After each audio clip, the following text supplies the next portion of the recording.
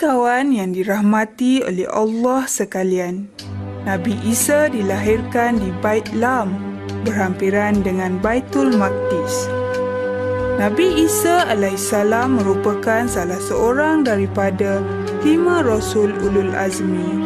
Semasa Nabi Isa alaihissalam dilahirkan, berhala-berhala tersungkur di bahagian timur dan barat. Syaitan-syaitan juga kebingungan kerana tidak dapat menemui Nabi Isa alaihissalam untuk mengganggunya. Ini kerana semasa baginda dilahirkan, malaikat mengelilinginya dan menurut ulama, setiap anak Adam yang dilahirkan akan dipukul oleh syaitan dengan tangannya di kedua rusuknya kecuali Maryam dan anaknya. Pada masa yang sama, kelihatan sebuah bintang besar menyinar di langit. Raja Persia ketika itu merasa khawatir terhadap munculnya bintang itu, lalu bertanya kepada dukun.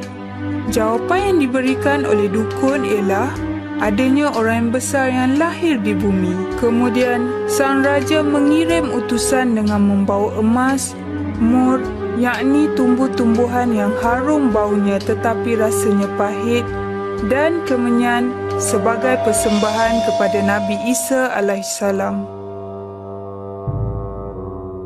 Setelah sampai di Syria, mereka ditanya oleh Raja Syria tentang kedatangan mereka. Lantas mereka menerangkan ada seorang bayi yang dilahirkan tanpa bapa tetapi boleh berbicara ketika masih di dalam buaian. Lalu sang raja menyuruh utusan dari Persia itu datang ke istana beserta dengan hadiah. Manakala dia pula mengutus orang untuk membunuh Nabi Isa alaihissalam di Baitul Maqdis.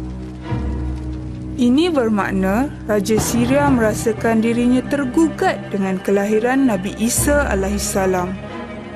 Allah Al-Hafiz, Allah Maha Memelihara.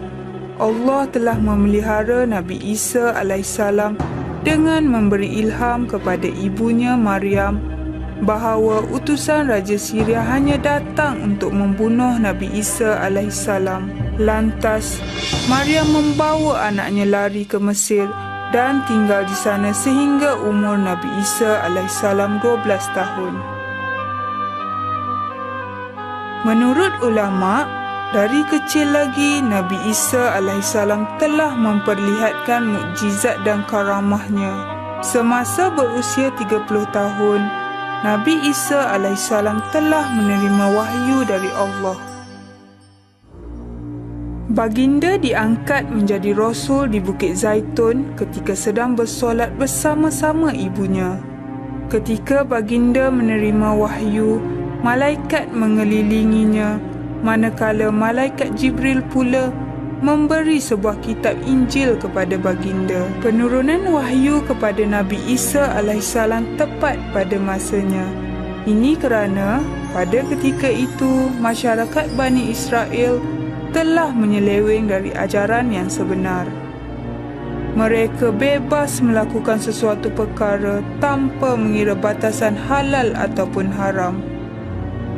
Dengan tanggungjawab yang telah diberikan oleh Allah, Nabi Isa alaihissalam cuba berdakwah kepada mereka dengan mengajak mereka kembali ke jalan Allah. Mereka beramai-ramai meminta Nabi Isa alaihissalam membuktikan kebenaran risalah yang dibawanya. Allah Al-Alim, Allah Maha Mengetahui.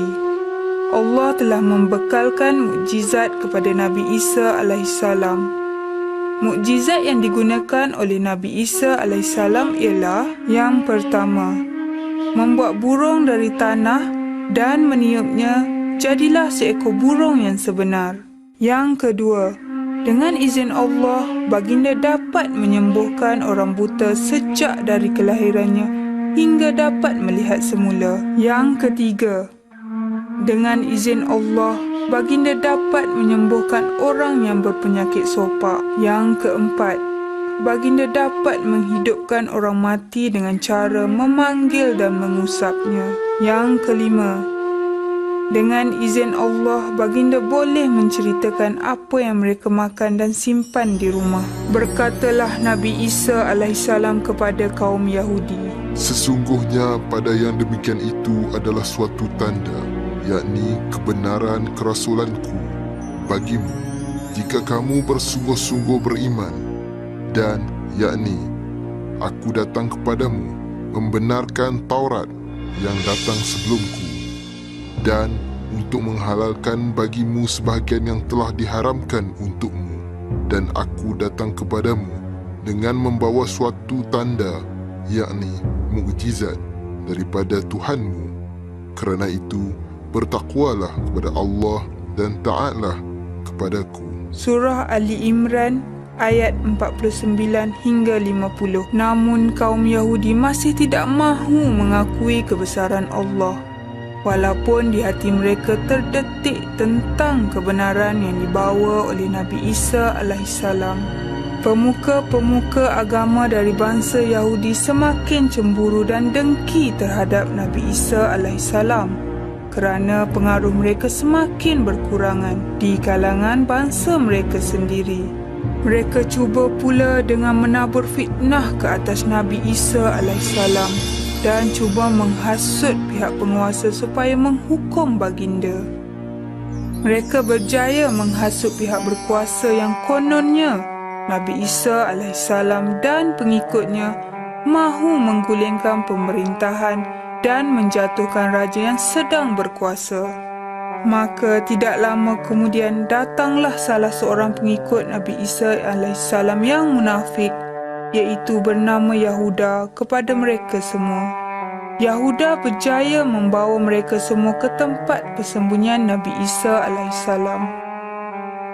Semasa pihak penguasa mahu menangkap Nabi Isa alaihissalam, Allah telah mengangkat Nabi Isa alaihissalam ke langit. Manakala Yahuda itu, Allah telah tukarkan wajahnya, warna kulit dan bentuk badannya seperti Nabi Isa alaihissalam. Pihak penguasa telah menangkap Yahuda yang pada sangkaan mereka, Yahuda itu adalah Nabi Isa alaihissalam. Dia telah dibawa ke sebuah kawasan lapang dan disalibkan di khalayak ramai. Cerita pengangkatan Nabi Isa alaihissalam dikisahkan oleh Al-Quran dalam surah Ali Imran ayat 55. Menurut ahli tafsir, baginda berumur 34 tahun semasa diangkat ke langit.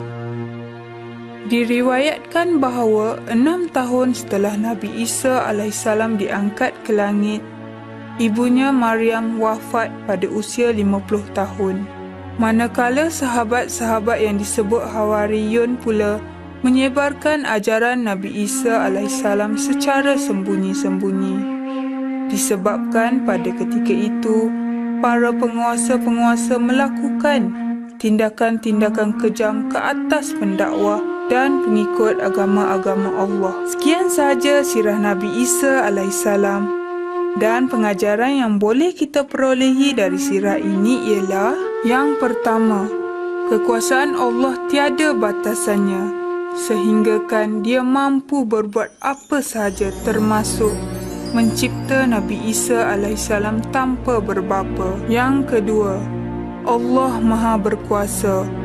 Allah telah mengembalikan tipu daya dan perbuatan jahat Yahuda di atas pengkhianatannya sendiri, iaitu menukarkan wajahnya menyerupai Nabi Isa alaihissalam sehingga pihak penguasa dan orang kafir yang lain tidak tahu yang ditangkap itu Yahuda dan bukannya Nabi Isa alaihissalam. Jangan ketinggalan kawan-kawan untuk mengikuti sirah yang terakhir junjungan mulia kita Nabi Muhammad SAW dalam jilid ke-10.